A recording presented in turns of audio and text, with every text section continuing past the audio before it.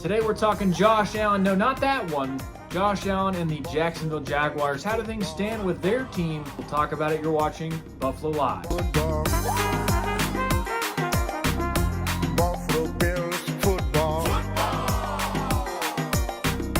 Buffalo Bills football. Now let's turn the page and talk about the defense. The defense that had a defensive coordinator change this past offseason. Mike Caldwell gets fired. He coached for these past 2 seasons, and they hire Ryan Nielsen. Sorry, flipping the page here. Who was Atlanta's defensive coordinator last year. Okay? And Atlanta had a major improvement last year in their sack totals, which I think is super crucial because we're going to look at Jacksonville's sack totals. I think this guy was a perfect hire for a team that's needing to get home during their attempts to sack the quarterback. So last year, the Jags allowed 342.8 yards per game. That was 22nd in the NFL. Passing yardage wise, 239.8 yards per game. That was 26th in the NFL. Rushing yardage per game was 103.1 yards per game, which was 9th best in the NFL. So better rushing numbers than offensive or than passing numbers. They allowed 21.8 points per game. That was 17th best. So average defense there all in all. And they had 27 takeaways, which was tied for 8th. They were 3rd most in penalties with 108. Pressure statistics, let's talk about them. 157 pressures was 8th most. Buffalo, by the way, was 7th. Jacksonville was 7th in hurries, 8th in quarterback knockdowns. So they're definitely in the top third of the NFL. But they were only 25th in sacks. They had 40 sacks, 27th in sack percentage with 6.1%. So that Nielsen hire really starts to make sense as someone who is looking to, not only pressure those quarterbacks, but take them down and finish plays off. They were 5th most in missed tackles. Not great. Defensive line, let's talk about it. They re-sign Josh Allen to a 5-year, $150 million deal. He becomes the highest paid outside linebacker in terms of a 3-year cash value, contract value, and 2024's total cash value. $76 million guaranteed at signing. That's the second most behind T.J. Watt. And here's why they paid him those numbers. 17.5 sacks was tied for 2nd in the NFL. 17 tackles for loss. That was tied for 7th.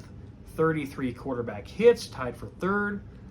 This is a guy that definitely benefited from scheming, whether it was blitzes or stunts. It seems that between him and Travon Walker, Devon Hamilton, they really kind of had creative pressure looks against offenses that worked decently well. But speaking of Travon Walker, 1st overall pick in 2022, showed big improvement last year after a pretty quiet rookie season. So 10 sacks, 30 pressures, which was tied for 23rd after just 21 pressures his rookie year. They signed Trevis Gibson in March from Tennessee. He's their number 3 pass rusher. He had a decent year in 2021 with 7 sacks, so that's kind of where the Jags are hoping he'll end up this year.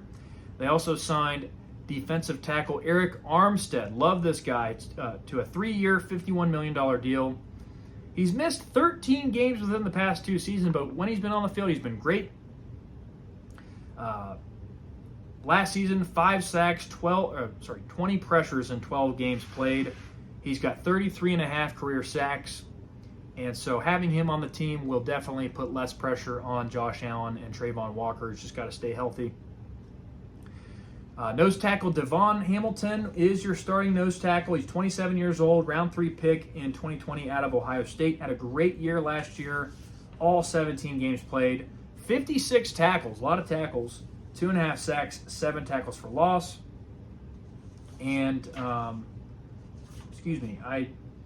got a mistake here in my notes. I'm not sure if he played 8 games or 17, so I'll have to find the answer to that and post it in the comments. Apologies for that. Got a lot of notes here, by the way. I got 10 pages of notes. Pretty crazy. Defensive end Roy Robertson Harrison. Robertson Harris is 30 years old. He's on this defensive line. They draft defensive tackle Maason Smith out of LSU. Second round pick, 48th overall. He's a solid run defender. I think they got him at a great value there in the second round. Top 50 player in the draft. 84.5-inch wingspan, the biggest in the draft for defensive tackles. And so he's got a great role coming off the bench for Armstead, or maybe it's an injury substitution. I think this is a great guy to have in your rotation. They also draft Jordan Jefferson in the fourth round, 116th overall pick. He was the 54th rated player by ESPN. They grab him at 116. So if ESPN's right about him, then they definitely got him at a great value. And he's there to back up Devon Hamilton as nose tackle. They lose edge rusher Daquan Smoot in free agency. He signs with Buffalo. And I could go into Smoot's numbers here. I think he had a great career with them overall, but this past season, not great. Only played 12 games, only 10 tackles, 1 sack, 1 forced fumble, and 2 tackles for loss. So, not great in terms of this past season. Linebacker core, they've got 2 great linebackers, in my opinion. Great tacklers, decent in coverage between Foye, Oluokun, and Devin Lloyd. Oluokun, 173 tackles, was 4th most in the NFL, and no one had more solo tackles than him with 111. So, arguably the best tackler in the NFL last year. Played 99% of snaps. And then you've got on the other side, the strong side, Devin Lloyd, first-round pick of 2022, had 127 total tackles. That was good for 21st in the NFL. 9.5 stuffs. He's rangy. He's got room to improve still. So, really love Devin Lloyd there as the strong side linebacker. But definitely 2 great off-ball linebackers for Jacksonville. And then the secondary, lots of changes in the secondary. They released cornerback Darius Williams. He goes to the Rams. Williams, I think, had a great year. 4 interceptions, 19 pass deflections.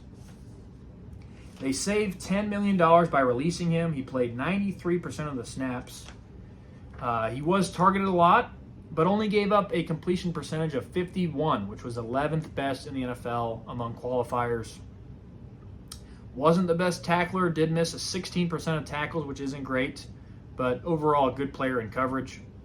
They sign safety or nickelback Darnell Savage to a 3-year deal. Doug Peterson said he would start as the nickelback, but he could change positions. They also signed Ronald Darby, who's presumed to start at cornerback, who's a 30-year-old player, former Buffalo Bill, played 16 games with Baltimore last season, and so, again, scheduled to be their guy starting on one side of the field. They release safety Rayshon Jenkins, and so in his place is either going to be Antonio Johnson or Darnell Savage. Antonio Johnson was a 5th-round pick, or is a 5th-round pick out of Texas A&M, who definitely has a chance to start here in the safety position. But if not, could be a special teams player. So you've also got Andre Cisco in the secondary. 4 interceptions last year, was tied for 7th in the NFL. Only 24 years old. Had a good season, not a great season, but entering the final year of his contract, so he's certainly eager to prove something. Then you've got Tyson Campbell, who's kind of a controversial player, again for Jacksonville. 3-year man out of Georgia, 2nd-round pick. 11 games played last season, also entering the final year of his contract. So we'll see if he's competing for a starting job opposite Darby. And then you've got Jarrian Jones, 3rd-round pick this year out of Florida State, ran a 4.38 40-yard dash, quick to the ball, could play inside at nickelback or outside. So we'll see. So there's your secondary. Definitely, I think, some chaos there. Not really sure who's going to be starting outside beyond opposite of Darby. And maybe they don't even want Darby to start. Maybe they're looking for someone else. Still a lot of players out there in free agency that could be the guy. And then just a quick note on special teams. They signed Devin Duvernay from free agency. This is a 2021 All-Pro, two-time Pro Bowler at the as a returner. They draft kicker Cam Little out of Arkansas in the 6th round. He never missed an extra point in college, and he hit from behind 50 yards 7 times last year. Or I think that's actually across his career. They also signed kicker Riley Patterson, A.J. Epinez's cousin. So got a little bit of a kicker battle to duke it out there. So that's your Jacksonville Jaguars team.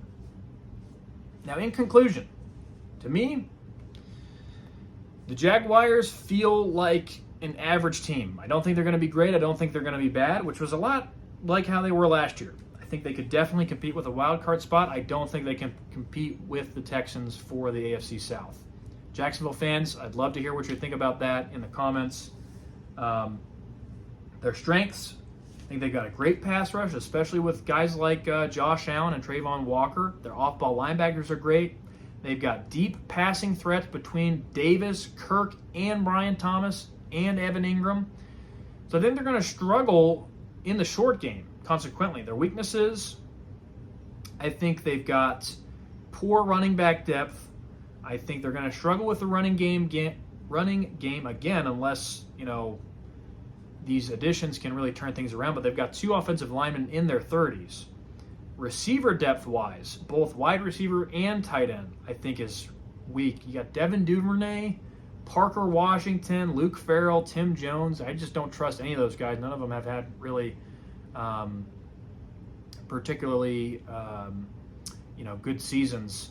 So I think run defense, I'm kind of going all over the place here, so apologies for that, but defensively, running the ball against this Jacksonville team, I think they struggle with the first point of contact and the third level of attack. Jeez Louise, it's a 45-minute episode, so sorry. Thank you for hanging in there with me. Signing a guy like Arik Armstead helps. I think having guys like Jordan Jefferson and Maason Smith in rotation will help as well. But I think Josh Allen and Travon Walker got to do a better job at setting the edge. They've got 2 great off-ball linebackers, which helps, but they've got to get better at defending the run, and I think their tacklers in the secondary aren't great either. They got questions at cornerback, and so those are your weaknesses. And that is a 45-minute deep dive on the Jacksonville Jaguars. So I got to know what you guys think. What is your SWOT analysis of this team, right? Strengths, weaknesses, opportunities, and threats. Let me know in the comments. What do you think about Trevor Lawrence? Is he good? Is he bad? Is he elite? Is he great? Average? Let me know. How many wins do you think they're going to get? I think the betting total is 8 right now. So will they exceed that? Will they not make that? It might be 8.5 actually. Let me know in the comments, though. Next episode, we're going to talk about the Tennessee Titans. Super excited for that. If you enjoyed this video, please like.